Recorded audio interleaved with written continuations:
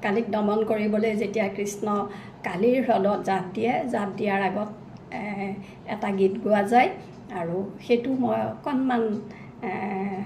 আপোনালোকৰ আগত গাই শুনাইছোঁ। কালি কদমিতে চলে যদুৰাই চলে যদুৰায়ে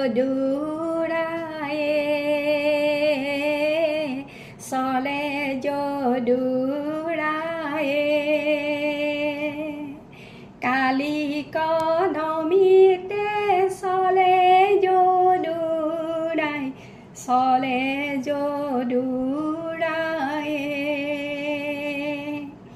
ভুৱন মোহন ৰূপ দেখাই ভুৱন